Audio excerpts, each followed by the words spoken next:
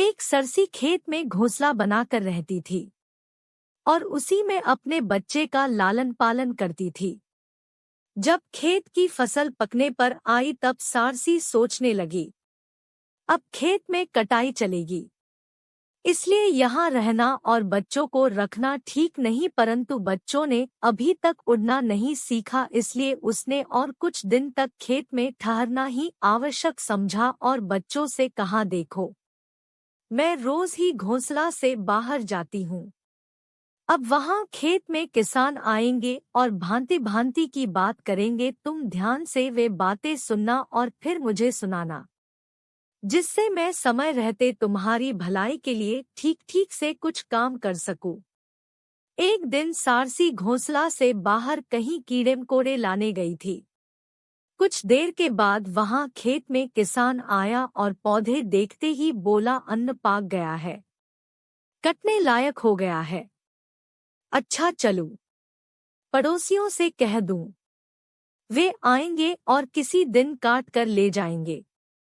जब सारसी लौटकर घोंसला में आई तो बच्चों ने उसे किसान की सुनी बातें जो की त्यों सुना दी।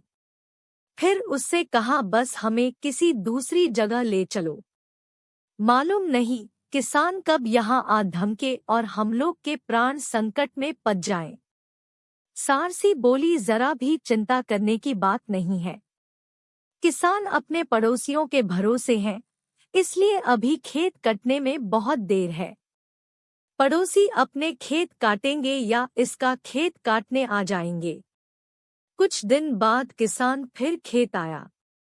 उसने पौधे देखते देखते, अन्न तो बिल्कुल पक गया है, परंतु पड़ोसियों ने इसे काटने के लिए अब तक हाथ नहीं लगाया है।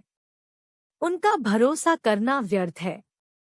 अच्छा चलूं, भाइयों से कहकर देखूं, शायद वे आए और इसे काट ले जाए। अब शाम को सारसी घोंसले में वापस आई तो बच्चों ने उसे किसान की ये बातें भी ज्यों की त्यों सुना दी। फिर उससे कहना शुरू किया, अब तो हम लोग को दूसरी जगह ले चलो। अब किसान के भाई खेत काटने आएंगे और हम लोग के प्राण संकट में डालेंगे। सारसी उसे समझाने लगी, पागल तो नहीं हो गए?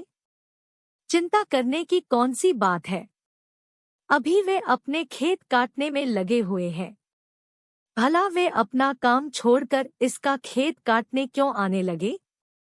2-3 दिन बाद किसान फिर खेत में आया और पीछे देखते ही कह उठा, अब तो अनाज इस तरह पाक गया है कि पौधों से टूट टूट कर झड़ने लगा है, परंतु मेरे भाइयों ने इसे काटने के लिए कुछ नहीं किया।